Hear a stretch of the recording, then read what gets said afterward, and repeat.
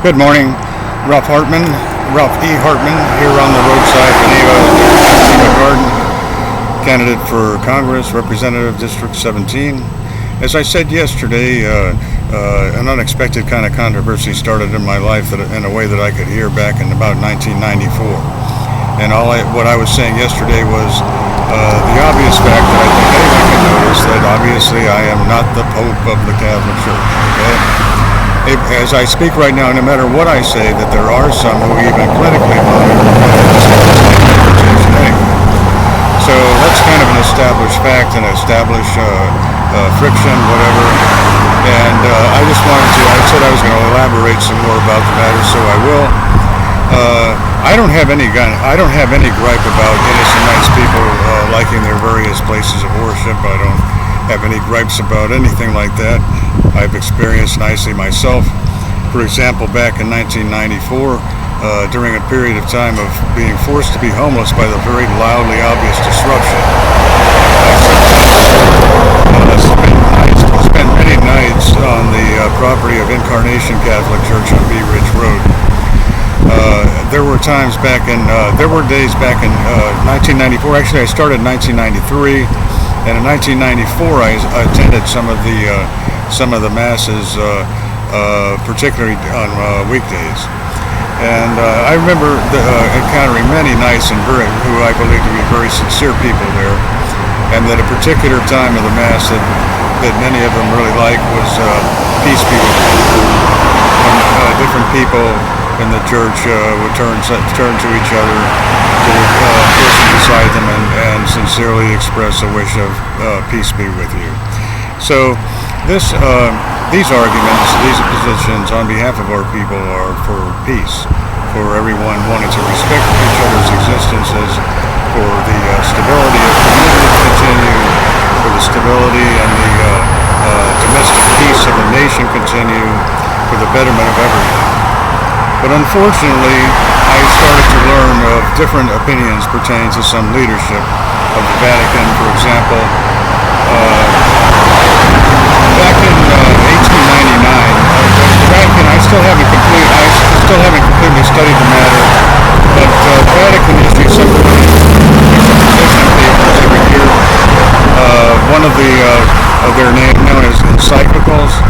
And I read some years ago, I don't remember the exact details, but I am mentioning that I did notice that an encyclical of 1899, just before the beginning of the 20th century, that there was actually overt wording opposing the existence of the United States. I don't remember the exact wording, but it's a kind of a difficult matter. The United States being an up-and-coming newcomer on the world stage that the Vatican oftentimes had control over pertaining to European affairs, etc. So anyway, it's the beginning of the particular encyclical, beginning of an understanding that there is contention pertaining to justice of our nation. So anyway, by 1995, I remember a day that I was out on Lido Beach when a young Catholic man and offered me some brochures. I detailed this before in a different video message, so I'm going to be brief. One of the booklets was named "The Pope on the Secret Letter of Fatima." Well, basically the letter predicts that there was going to be a big war, bigger than World War I. The predictions occurred according to the brochure in 1917 during the big war, during the World War I. That by the end of the 20th century, there was going to be a much bigger war that was going to happen in the second half of the 20th century. All nations were going to be involved, and that there was going to be catastrophe so dire that there was going to be flooding of entire continents. Well, they also excerpt the Pope John Paul in Germany as saying that to prevent it would no longer be possible, but that people could mitigate the suffering possibly by more diligently praying. So anyway, I didn't read about that until later in 1995, when another pivotal understanding occurred, when I was resting, still having to be homeless out on the roadside on the Landing Shopping Center. When I used a portable stereo that a young, probably Catholic woman gave me, and heard a cute song sung by American children, "Happy Birthday, Jesus." Well, the sound of a lot of innocent children so innocently and trustingly singing about a man from a couple of thousand years ago was really meaningful.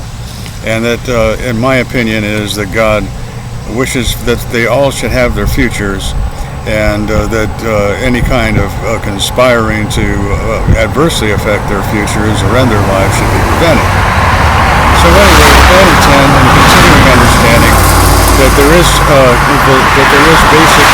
basic strife. One side predicting more war, the other side wishing that there would be a continuation of peace. Something that I think most people in their day-to-day lives rarely would prefer. There are some who I've heard speak of the possibility of there being a domestic war.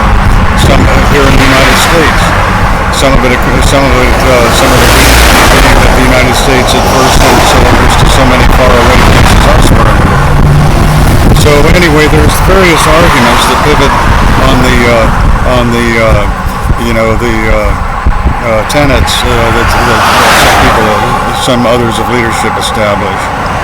So that was 1995. So what I'm not very good about I'm not completely adept about ad-libbing about matters, but I'm trying to get this as summarized as well as I can.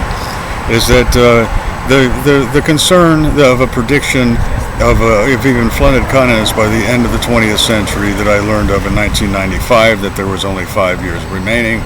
And of course, my hope, and I think most anyone of Christianity also, would prefer that everyone is being saved, since the basic foundation of Christianity was Jesus Christ, who had been, for whatever reasons back in those days, titled the Savior. So there is a conflict to save or to destroy, and I believe that really the impetus on for the world is the saving of the world instead. So anyway, by 1996, another unexpected difficulty began when I was back to being a homeless out on Bee Ridge Road.